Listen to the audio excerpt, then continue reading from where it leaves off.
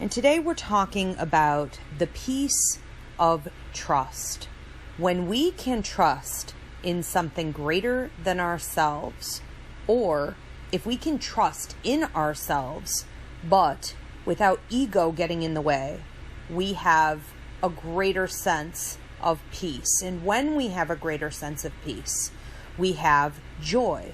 When we have joy, we have increased energy level, and that leads to prosperity in all areas: spiritual, mental, emotional, physical, financial. I find that most people aren't experiencing this level of happiness and rest because they can't achieve any kind of trust or faith in the universe. And no matter what they do, no matter what they accomplish in their lives, this is a constant source of stress. If you don't have trust in the universe, in something greater, you will feel as though there's a weight upon your shoulders, and it's like a dark cloud that looms. It's also the type of thing that is contagious in our energy, and we do pass down from generation to generation. Without trust in the universe, we burden ourselves with the weight of carrying all things. Because this is against human policy on Earth, it's against the nature of the human experience. We have to strain to teach ourselves and our children to ignore the available assistance that the universe is constantly offering. We instead reach for these egotistical, unachievable goals. The truth is that trust is the only path to freedom from these toxic cycles. You can eat right, you can work out, you can be intelligent, you can get degrees, you can gain wealth, you can own every heart's desire you've ever had, you can have supportive relationships, be in love, have superb health. It's not going to matter in times of trial. You will remain empty, and when it's time for you to put fear aside, you're going to struggle tremendously without understanding where you can put your faith and what you can trust in. You know, and a lot of people say, well, I can't trust in anything. I can't count on anything. There's a reason I am this way. I've learned only to trust that my own actions will lead to the outcomes that I want to see. You can't ask anybody to help you with anything if you want to have it done right, and you can't sit and wait around and wish and pray on some God that you don't know exists. And while all of these things are valid and true, and they're good in a lot of ways, that type of attitude can lead to great success in business. A type A personality can really help you to achieve and to be a responsible person, even capable of having a lot of wealth. So your cup may runneth over. Maybe you can help others. However, there is enough in the universe for everyone. There is enough help. There is enough supply.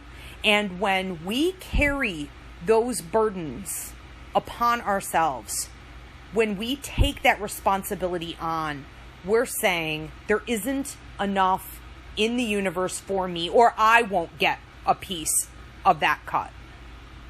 And due to law of attraction, it is very true that the universe responds to that. So you could be feeling disconnected from source. You could be feeling lack, or that there is a shortage of care for you. So what do we need to do? We need to change the mentality and the perspective behind it. Shift the energy so that you can feel that support coming back toward you from the universe. Not you chasing it, not you hustling for it, not you having to pull teeth to get everything you have, but to be able to claim it and tap into that source. Once that energy is flowing again, you'll learn to step out and trust it in blind faith. And the more you can do that, the more you receive, the easier it gets to form some new habits. Let's look at a couple key areas where you can trust. First off, you can always trust in your higher mind, yourself. This is a place people are comfortable starting this journey. Your higher mind is an accumulation of everyone you've ever been in your past lives from the beginning of your existence. All of the wisdom and strength and knowledge that you've gained is collected in your higher mind. When you're observing your feelings, when you're observing your life, when you're having what can sometimes seem like a detached or out-of-body experience, you hear an inner voice, like a narrator telling you, yes, no, this is a terrible idea. This is a wonderful thing. Oh my gosh, look at this experience we're having right now. That is your higher mind. It's almost like you're two people in a way. And your higher mind always knows what is best for you. It always has the answers to what you should do, what you can trust, and where you can rest.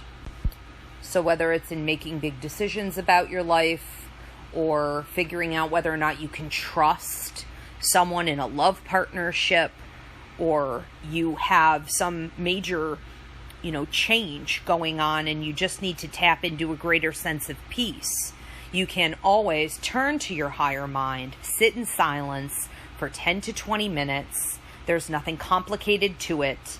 Maybe keep a journal if you want to do that, but sit and ask your own self, what is the truth in your predicament? What is the answer or the solution to the outcome that you want to see? And understand that it isn't the most dominating thought that you're going to have. Your dominating thoughts come from your logic. They're loud, they're pushy, they're aggressive, they're incessant. It may not come from your feelings. Your feelings are based on fickle emotions. They're constantly changing. It's an all-knowing, you feel it in your gut, in your bones, and you need to embrace it and trust it and not second-guess it. The second thing that you can always count on is your true calling, your life path. If you don't know what you came to Earth to do, you need to ask your higher mind. You need to ask the universe, ask your spirit guides, pray on it. Or you can get a life contract reading with me, an astrology chart, a numerology chart from Christina or Danny.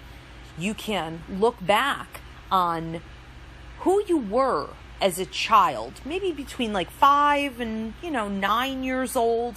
See what it was that you wanted to do. People say, well, that's ridiculous. I wanted to be a superhero. I wanted to be a firefighter. Yeah, and what does that mean? It means you want to help people. You want to be a healer. That's not out of bounds.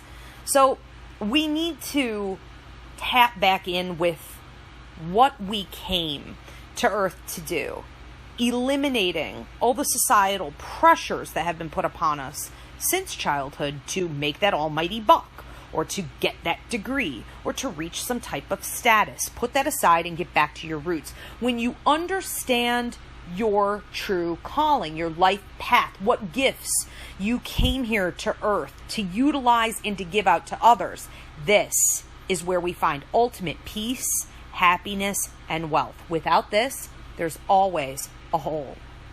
So anything you're doing within that path is going to bring you not only joy, but that sense of rest. And you can count on that every time. The third thing that you can always count on is the still small voice. The still small voice is spirit, an accumulation of God, angels, your guides, your ancestors, your deceased loved ones, nature. It is anything in the energetic spirit world that is there for your highest and best good, concentrating on giving you solutions and answers and healing that you need. We have to remember when tapping into the still small voice, which always holds truth, that it again is not loud and obnoxious. It isn't the overbearing thoughts that pop into your head or those overwhelming emotions that can take over your entire being. It is the inner truth and stillness. The still small voice, true as it always is, will not compete to be heard. It is there, it is offering, and it requires that you accept. And the fourth thing that you can always count on to be accurate are signs. Signs, whether it be numerology, animals, dreams, messages coming from spirit, your psychic ability kicking in. There are so many different signs in the universe. I find that the most common one that gets overlooked is through humans being the mouthpiece for God. We tend to hold people at such a low status because we don't have a lot of confidence or trust in them. Probably because we don't have a ton of confidence or trust in ourselves. But it's a way of passing judgment and not seeing humans clearly for what they are. They're wide open channels and vessels of energy being used by the higher power all the time. Yes, they are also manipulated by negative and lower energies in the universe. But that doesn't change the fact that at any point, a human being could say something to you without even being aware through their ability to channel involuntarily, and it can absolutely alter your life in a tremendous way. So we need to listen to what's being said around us through social media, through the posts that we see, through people who cross our paths, through the waitress, through the gas station attendant, through family and friends, and especially through children. When we talk about things like numerology and animal totems, we talk about, dream symbology and all these different things that go on constantly. Those are other things that people tend to overlook on a daily basis. We need to, journal our dreams. We need to get a good dream book. I would always recommend my great-grandmother's dream book. It's a requirement for my students to buy for psychic mediumship course. It's called The Dreamer's Dictionary. And it was written by Lady Stern Robinson and Tom Corbett, reissued in 1995. We need to have some solid way to analyze the messages that are being given to us. And we need to take responsibility for learning that language. A lot of people say, well, I can't tell my imagination from my psychic ability. I can't trust my gut intuition. How do I know it's not just what I want, my own thinking? Well, you have to ask. You need to learn the language. And part of that learning process is stopping and asking your higher mind or the still small voice, what is the truth? Is the answer yes? Is the answer no? What is the message here to this symbol? What am I being told? We have to be active participants in our journey. And of course, the two other areas that you can count on are in numerology and astrology. The basis of our religion here at Roots Revival InterFaith is intuitive intelligence, numerology, and astrology. Learn the languages and use these as a roadmap for your life so that you can have more peace, more joy, and trust in the universe, because the universe is always trusting you. Hi, I'm Reverend Danny Johnson with Roots Revival, and I'm grateful to have the chance to connect with everyone today to speak about trust and to reflect on the power of trust. In sharing today, we have a pink candle, and pink symbolizing unconditional love, unconditional trust, love, and the purity of love. And really, that is what trust is in God and in the universe and in our ancestors. We are always constantly watched over and protected, and Spirit has our back in ways that we have no clue.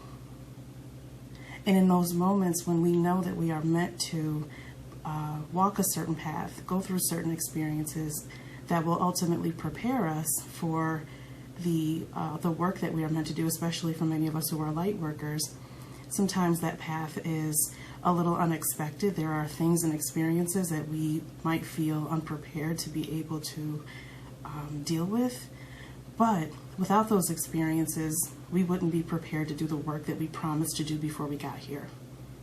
So before we got here, before we actually came to earth and we promised God that we would do the work that's in our life contract, we didn't necessarily say how we would get there. We just promised that we would do it. And it feels like when we made that promise with God before we came to earth, there was an automatic, almost intentional trust that was there, that however we needed to get to and however we needed to complete the work that we needed to do, God would make sure that we had the experiences and that we were taught what we needed in order to be prepared for it. In order to be prepared for it, we have to go through some of the things that we are going through. And because we had such trust in God, when we made these promises before we came to earth, we didn't ask how it would happen. We didn't ask how we'd be prepared. We just said we would agree to it. So now that we're here, we have to have the same trust in God and the same trust in our ancestors, in our guides, in spirit as we did before we came to earth. We are always watched over. And the more that we trust, the more we are entrusted with. And there is intention in trust. Trust isn't just a feeling. Trust isn't something that we do when we feel good. Trust is ensuring that we know that things are happening in the right way, especially when we approach things and move forward with a spirit of gratitude. So as we're moving forward on our journey and on our path, as we trust, as we intentionally trust, and the thing is, even at moments when we might have feelings of doubt and uncertainty and even fear sometimes, it's okay to have those feelings, but then we have to manage them and move past them. And when God and the ancestors and our guides and spirit sees us feeling a little bit of doubt, a little bit of uncertainty, a little bit of fear, and we're still willing to trust, that then allows for God and the ancestors and our guides to entrust us with even more. So our journey is not linear. Our journey encompasses lots of different twists and turns, but we are going to make it, and God and our ancestors and our guides will ensure that. Hope you have a wonderful, blessed week, and looking forward to seeing you next week. Hi everyone, this is Reverend Christina Del Rey. Happy Sunday. Today we are talking about the peace of trust. So I think that this is really something that I am still mastering in my own journey. And I think the biggest mistake that we make as humans is to only live in the material world. We are material, we are matter, but we are also spirit.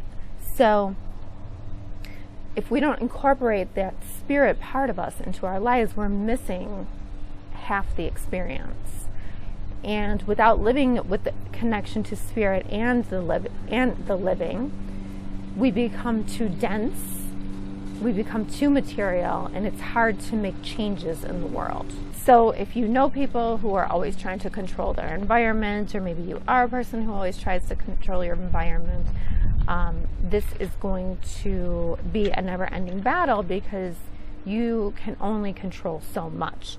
Not saying that you shouldn't control anything, because yes, you should control your immediate environment. When we try to control everything that happens in our lives, that's when we get really bogged down and we're not living our lives to the fullest.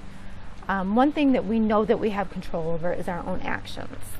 And if you feel like you don't have control over your actions, that's something that you need to become more aware of.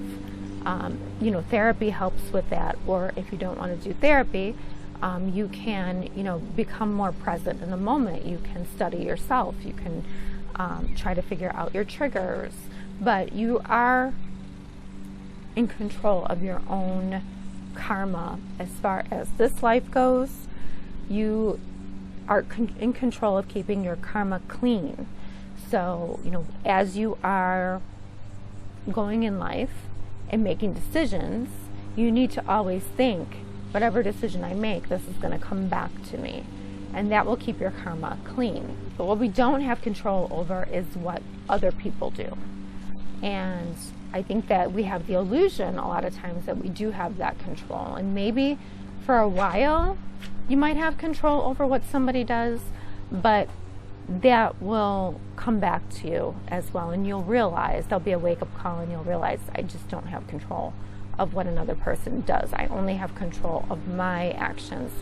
And also, to a point, you really don't have control of your feelings either. You will feel whatever you feel. There's really no control over that. The only control you have is over how you react to how you feel. It's really important to remember that. And you can feel any type of way, but it doesn't mean that you have to act on those feelings. I think it's really important to realize that it's good that we don't have control. And I know that especially for the fixed signs, that's very hard to kind of accept. Leo, Scorpio, Taurus, we just want to have control, and that's just not, we just don't. And if you think that you do, you're going to get smacked in the face at some point, and you're going to realize that you don't. So this is where we have to trust the spirit world. So how do you do that, or how do you go about doing that? And this is where I have struggled, and I'm continually learning. But number one is the present moment. The present moment brings you into the presence. You can't live in the future, you can't live in the past. The only moment you can live in is right now. That's all you can control. So when you come into the present moment, your brain waves come a little slower, and you're in reality, and you open yourself up to possibilities. Now, this has a lot to do with quantum physics too. If you study quantum physics, where when you are in the present moment and you go into meditation, your brain waves slow down, and it allows you to stop controlling for a while. You don't think of the pain in your body. You don't think of your emotional pain. You don't think of anything. You just become energy connected to source. And when you do that, you're opening yourself up to possibilities, because there are infinite number of possibilities in the universe. So when you go deep into meditation, you're connecting to this energy source, God, Jesus, whatever you want to call it, you become open up to possibilities in your life. And how many times have we tried to control something, and it ended up being the wrong thing anyway? Because we don't know what's good for us. We're biased. We're not looking at it objectively. We're looking at it subjectively. So going deep into meditation, becoming nobody, nowhere, no time, just connecting to energy source, that allows you to open yourself up to possibilities, and asking source or God, to bless you with the best possibility that could come into your life. But control is an illusion, and if you have a transit, astrologically speaking, if you have a transit to a personal planet from Saturn or Pluto, you're going to have a big reality check, and you're going to realize you're not in control of anything that you thought you were. When we talk about Saturn, we talk about the incarnation, we talk about humans, the human experience, the work that we have to do in this life, the karmic realm as well. Karma that you came in with, but karma that you earn in this lifetime, and what will come back to you. And if you are not conscious, if you are not aware that you are not just matter walking around, if you think that what you do doesn't matter, that just makes you, you're going to have even more of a rough time with a Saturn or Pluto transit. And when we get into Pluto, we're talking about massive transformation and power and struggle and control and obsession. So when Pluto comes along, we have to realize that we're really not in control. And, you know, we might not even really, we're definitely not in control of our feelings. And it almost might be really hard to be in control of how we react to our feelings as well. And it's a test of your will when we have one of these transits, and you'll know. And it's karmic as well. So, you know, these are lessons that you came to learn in this life. So there is something to be said for, you know, doing the work in the earthly realm, but also going into meditation and doing the work there as well. And, you know, I'm a human. I get very busy with human things, but we still cannot go without that spiritual part of us, because we will become too dense and we won't be able to make changes, and we will become miserable unless we have that spiritual part of us. And Neptune speaks to our spirituality. It's connecting to something that we have faith in, something that we don't really know. We might, you know, we can't see it. With Neptune, it's what we can't see. So we have to trust. And that's where, you know, you have to sort of balance out living in the human world and living in the spiritual world as well. You know, and if you're one of those people like, oh, meditation's for me, I can't meditate, the one thing you can do is bring yourself into the present moment as much as possible during the day. You can take time, and you can, you know, you can bring yourself back as much as possible. And another thing you can do is write down all the things in your environment that you are thankful for, whether that be your children or your spouse or your home, or, you know, even if it's just a cup of coffee, but you can sit for 5 minutes and list all the things that you are grateful for. And you can add to that every day, and that brings you back into the present moment. I do highly suggest a guided meditation, so that you can slow the brainwaves down and get more into the spiritual realm, into more of that Neptunian place, because that is really where the magic happens, and that is really where you get an experience that's mystical, and you realize that we are not just matter. We are also spiritual beings.